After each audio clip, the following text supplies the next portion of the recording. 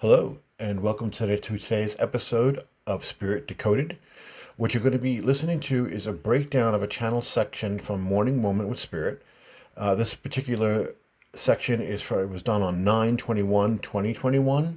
If you want to find the original source, this page is found on Facebook. It's called Ethos Communing, and it's Moments with Spirit. It's done in about 5 paragraphs a morning, and you can go find different sections of lessons broken down with Spirit. And here you're going to be listening to the actual breakdown of it and explanation. So let's get started. So, first things first is when dealing with Spirit as far as for language, there's going to be times that I touch on certain words they say, and it's going to be one of those things that an actual lesson could be done on the word itself to understand what they're implying when they say that word. For example, when Spirit uses the word vehicle, they're talking about our body, but they're also talking about the way that we use our energy to manifest through it. It would literally be a lesson in itself just on that word. So, in order to break down the information, I will touch on the word, and it's going to be one of those things that I will continue building on that as I break down different sections of channel sessions with Spirit. So, as you listen, you'll become accustomed to what the word actually means and will be more aligned with the information being presented. So, be patient with that, and let's get started. So, first section, again, Morning Moment with Spirit. This session was done on 9/21/2021. Let me read the paragraph. This is quoting Spirit. So, before we can explain the idea of purpose, we must first speak of perception and how your mind currently works within the group mind and as a whole manifests its reality. You are built to look to each other for your meaning. This is one of the greatest sources of your pain. Okay, right off the bat, this is one of the greatest sources of your pain. Well, they've got my attention. What is that? How does it work? And how do we avoid it? If we have our hand on a hot stove, maybe we might want to learn to take it off. So we're going to be getting into Spirit's perspective on the breakdown of what this is and an introduction into the idea of this source of pain. Now, one of the first things that stands out is the term group mind. Let me explain that to you and break that down so you have a little bit of a concept on what they're saying there. Let's just say that we're talking about something you are creating and you are focusing on. It's just your mind involved. So at that point, the only thing we look toward is what is your attentions? What is your perception? What are you putting into the equation to create that experience? It gets a little bit more complicated when you're dealing with a group. Say, for example, a team meeting at work. It's still a bunch of minds sitting around talking about a subject. So that group would be considered a group mind. It's connected to a business, which is a bigger group mind, so on and so forth. When you get into humanity on this planet as a whole, we range, if you can imagine, from a certain point to another point as far as what is acceptable in our experience. For example, if we were at the beach and I decided to go for a walk on the water, this would be immediately deemed as unacceptable within our group mind, regardless of the continent that I stand on. It's something that we can all agree to. A person does not just decide to walk on the water and we consider that as normal. We would freak out and consider that a miracle, something that's not supposed to happen, something divine, something that's outside the boundaries of this regular world. So within our group mind of humanity, we have certain boundaries of what is acceptable and what is unacceptable. And when we all agree on those, we create an energy of what is acceptable and an energy that is hard to break away from because we all agree with it. So we empower it, and the more that you're in that group mind, the tougher it is to, so to speak, break outside those boundaries. So when Spirit uses the term group mind, pay close attention to how they're phrasing it. It could be a group mind at work. It could be a group mind for government, or they could be talking about a continent or the world in general. But what they're talking about is the limited beliefs that we have of what is acceptable and what is not acceptable. and the reaction from that. So when they say that before we can explain the idea of purpose, we must first speak of perception, how we see it, and how our mind currently works, our mind as far as ourselves, within the group mind. So it's a mirror. What abilities do we have as far as creating based on how we see ourselves within living on this planet? Again, we wouldn't just walk on the water, even if we could, because we know that's not acceptable. And perhaps many of you are saying out there, oh, but if I could walk on the water, I would, whether or not it was acceptable. We'll get into whether or not we really would do that if we knew that was true. So, second paragraph. If your work does not appreciate you and your efforts on a daily or yearly basis, then you react because you were not valued, so therefore there is something wrong with you. If your family does not approve of you through your connections with friends, physical associations with organizations, your political ideas, your sexuality, your choice of mate, your religion, and through this you are treated as less than or shunned, then you react if there is something wrong with you. If you do not do the proper job, home or have the proper job, home or associations to people, places, or things, then you're looked down upon or shunned by your society, and you also react as if there's something wrong with you. Perhaps you think that you have overcome these issues and you evolved to not caring about what other people think about you or your life. We would suggest to look carefully at the mirror again. It is important to do so because it will help free your mind and understand many of the negative emotional images you hold towards yourselves. Child of God, you care deeply about what your brothers and sisters think. It begins every morning when you stand and look in your closets and drawers and to choose what clothing to wear. End quote. So here, Spirit is beginning to go ahead and bring it down to a very basic level that we can all relate to and understand. We've all been shunned in one way or another because of who we are and what we believe and how we've acted. And it could be among the sphere of friends, family, work, society. We understand rejection because we reject each other all the time. We do it all the time.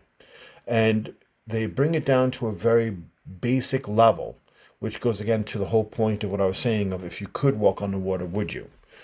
Every morning we get up, we look at what to wear, and the thought and feeling goes into it of dressing in a way that's acceptable when we walk out that door to wherever we're going. If we're going to church, we certainly don't wear that slinky little bikini we have for the beach when we went on vacation. We certainly don't wear, when we're going to work, the casual shorts. There are expectations where we go and how we dress and what's expected of us. And we do take those in consideration before we walk out the door and we get dressed. Spirit's going to continue. I start quoting, you dress carefully to blend within the energy you are preparing to engage, whether it is your job, your local society, your church, or your family. If you look carefully at the mirror, you will see the truth.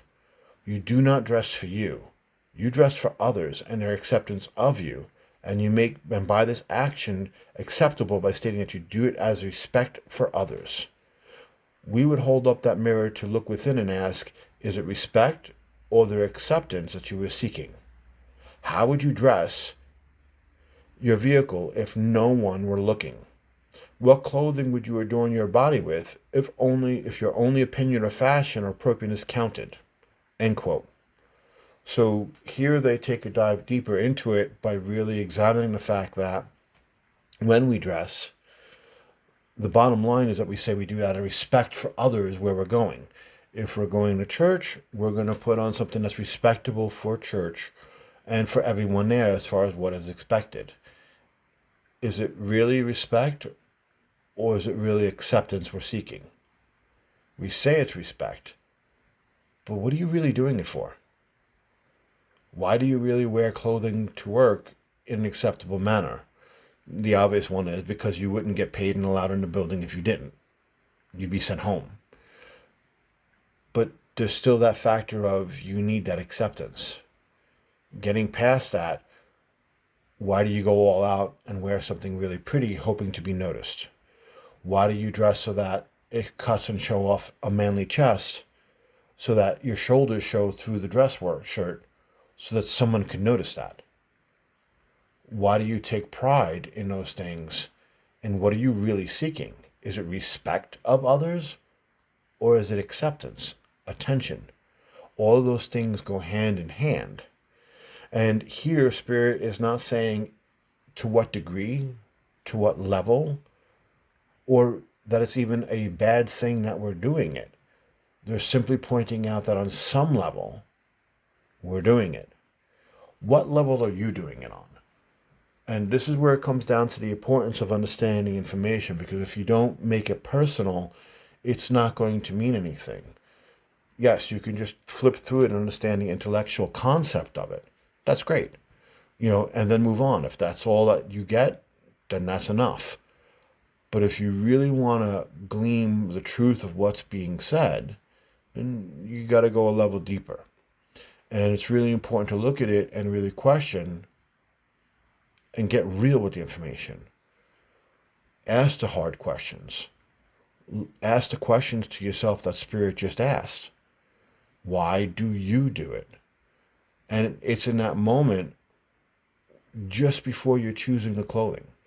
And I'll put it on me. That moment where I choose a shirt and I'm going out and I'm going to hang out with friends.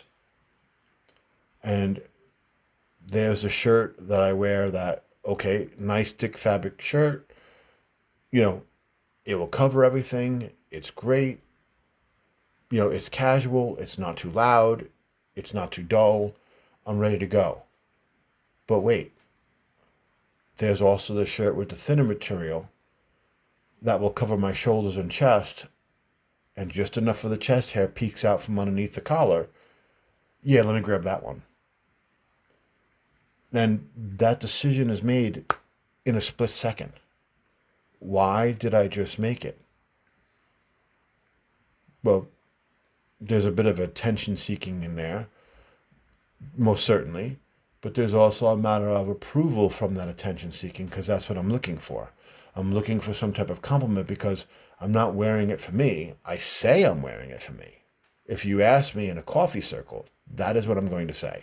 I'm wearing it for me. I'm doing it for me. I'm proud of what my body looks like. I'm proud of my time in a gym, and I wear it well. It's a matter of having a healthy sense of pride. But emotionally, in that split second, what is it really all about? I'm trying to gain attention from my brothers and sisters around me. I'm trying to gain their attention on me. I want to see what when they look at me. And there it is. I want to see some type of approval. Whether it's for the way my body looks, the way the fabric lays on my body, the colors that match my eyes, an overall reaction of what I think I look like in the mirror, and to be able to get that affirmation in their eyes. And if they can throw in a little bit of jealousy, that's even better. That's called human nature. So what's in it for you? And it's one of the important things, because how often does that go into our mixture of what we're doing when we walk out of the house? When we do a social imprint and are looking for approval. All these little things that we do, how much of it is really for approval from others? It's a rough question to ask, most certainly. And it takes a little bit of examination, but there's a point to it that Spirit's getting to on why they're leading us in this direction. And again, they're saying that this is one of the greatest sources of our pain. That's pretty important. So let's continue and see what else they say. And I quote, Our point to bring to your attention is that you spend your life obsessed with subconsciously and consciously worrying about making sure you are approved by your brothers and sisters, and they do the same with you. You both hold so much power over each other and spend too much of your energy in self-created misery, being alone, due to this choice. Next paragraph. How much of your energy could you reclaim if you just took a moment to stop this process of perceiving that does not bring you a connection to the universe around you? Is it possible that this is the energy drain that you've been looking for within your life and the explanation as to why you feel numb and disconnected so many times? End quote. And that is the last two paragraphs of this morning moment with Spirit, and it creates the foundation at this point for what it is they're about to set upon. This is the foundation that they're going to build on to make this more understandable and to add texture onto why this is the greatest pain that we experience in life. So let's break it down. They say that we are obsessed, which means that it's a focus in everything that we do. And it's a good question. And it's one that is not an accusational one, it's one to examine with curiosity. How much of our energy, when we focus it outward of ourselves and into the life around us, into the world, is based on the idea of seeking approval? When we talk to our boss, is it to seek approval? When we discuss basic things with our coworkers, are we looking for approval? If we stand up and speak in some type of church or societal manner, are we phrasing our words so that people will like us and approve us? How much of what we do is that really based on? And we look at it in our society that when someone is attention seeking for approval as codependent, we have a wonderful word for it. It's called codependent. And it's when we tip things in an unhealthy manner that we're living for someone else. And here's an interesting proposition. Did Spirit just pull the goalpost back? Because we have a understandable level of what unhealthy attention seeking is and what healthy attention seeking is. Is it possible that our level of what is acceptable and unacceptable is too high and we don't realize it? That in our own way, we're still very much codependent, but we're okay with it because we're comfortable with it? Where is the acceptable line? Spirit is saying, again, the premise of this, the philosophy and the idea for you to decide once you get done with this series of taking this in and listening to this, is that our level of seeking attention from our brothers and sisters and having that be our motive is causing our pain. And they bring it down to the fact that when we seek attention from our brothers and sisters, and that is our motive when we send our energy out into the world to connect, is for attention. And hear the difference here.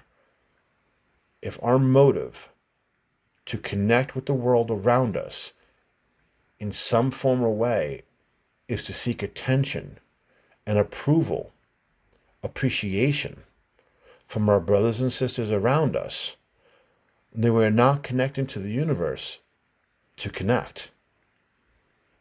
We are connecting for appreciation. And that depends on free will. That also depends on whether or not their mind was not too busy to perceive what we were trying to do. Because if we're going to be honest, how perceptive are we of everyone else's needs around us? I'm in a relationship. How perceptive am I of my mate? At the end of the day, there are times when I hear conversations that I was supposed to have heard, I honestly don't remember ever hearing it. So, what was going on in my mind at the time that I wasn't actually listening to something important? There were expectations with what was being said, or why would they talk to me? And I missed them entirely. So, you have to stop a moment and consider how much of our attention is 100% sharp on everyone else's expectations around us. I'll be honest. If I had to be held accountable for being 100% present to every single person's expectations every part of the day and exactly what they're sending and what they expect for me to send back in appreciation of them, I'd go mad. Wouldn't you? So, how do we work this system that, in theory, Spirit is proposing that when we want appreciation, we look to our brothers and sisters, that we're obsessed with it? That's the foundation that they're going to be building on. Are we obsessed with gaining appreciation from our brothers and sisters? And if so, what tools do we use to try to do that? And this is an issue of looking at it that you can go, this is going to be too much of too muchness, and I don't want to look at this because this is going to make me feel bad. And it's not a matter of finding something to beat yourself up about. Trust me, we all do that already, just as we are. It doesn't matter what we're looking at, we'll find a reason. So you can't really use that as an excuse. You know, we all had that habit before we got to this little session, so we'll have that afterwards as well. The question is whether or not you want to really see the truth. And if you don't, then you don't really want to know the truth. And it becomes a question on, what do you want to know? If indeed, as Spirit proposes, this is one of the greatest pains that we cause ourselves, then certainly it would be worth an exploration, if at least intellectual, to intellectually consider the possibilities. And that's what's being offered here, is the possibility. And they end it in a very powerful way, as far as setting a foundation of curiosity, to say, do you want to continue? Is it possible that this is the energy drain you have been looking for within your life, and the explanation as to why you feel numb and disconnected so many times? And let's break down the theory of what Spirit is proposing here. We all go through moments where we feel like we're just drained in life, that we don't have the abundant energy that we wish we had. We hear we are unlimited in a New Age community so many times in so many ways. But yet, the funny thing that I always find is that on Facebook, for example, when you go into these New Age communities and you go into the comment section, everyone posts about how abundant and how unlimited we are. But when you get right down to it, people talk about going through the changes in life and feeling drained from it all, and fighting to keep a positive attitude and demeanor, and that it's difficult to be able to go ahead and stay focused on that they have to really struggle to be positive. Well, wait a minute. What's draining you? I mean, what's really draining you? If Spirit is proposing that this is what's actually draining your energy, so that you don't feel unlimited, and you don't feel abundant with energy, and you feel like it's a struggle to get your shoes on in the morning, then again, maybe we might want to take a look at that intellectually and consider. Just pure curiosity to move forward. The other thing that's here is feeling numb and disconnected so many times. Understand the creative principle here of what could be being offered if Spirit has something accurate to say here. So, feeling numb and disconnected. So we have an abundant energy around us.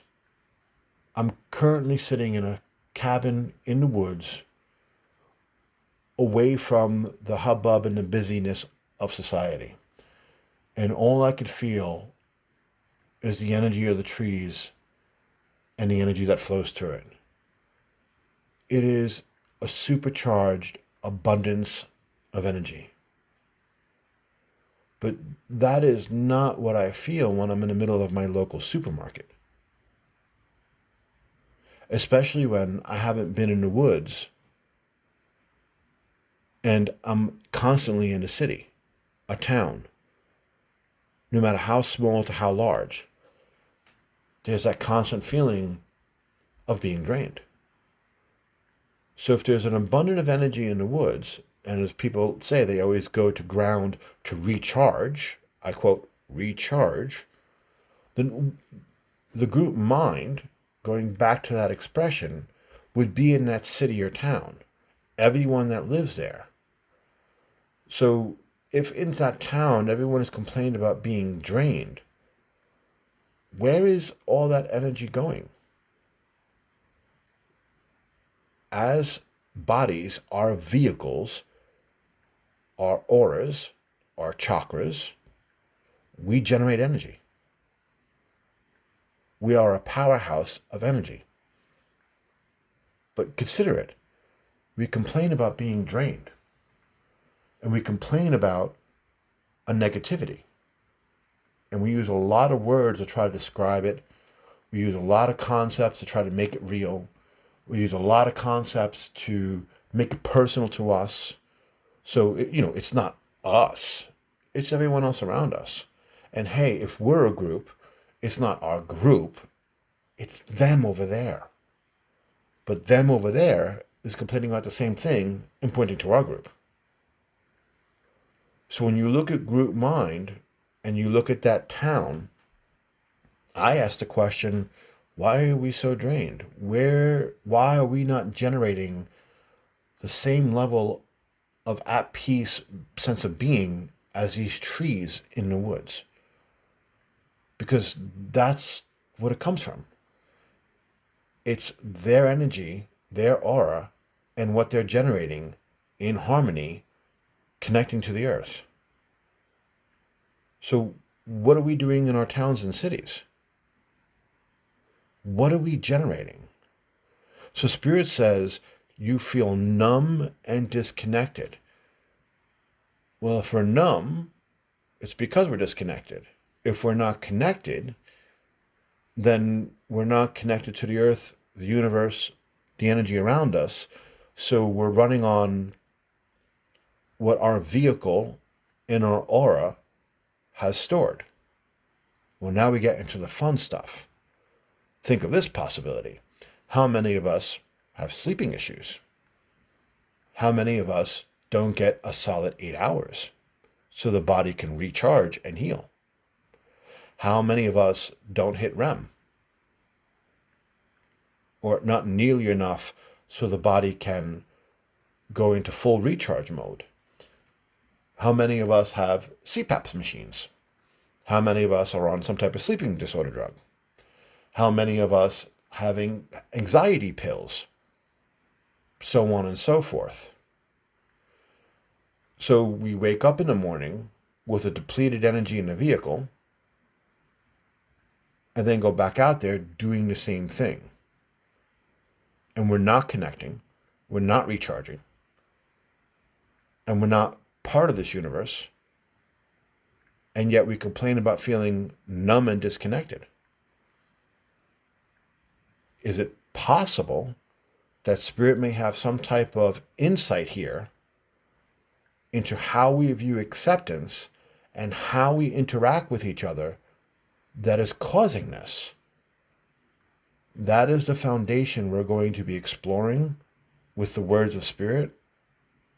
And as the channel, Korban Ethos, I am going to be breaking it down for you from an insight of looking at the words of the channel and putting meaning to it that's real in our world. I hope you enjoyed the first episode of this. Stay tuned for the second. And again, please give us a like and subscribe so you'll know when the second one comes out.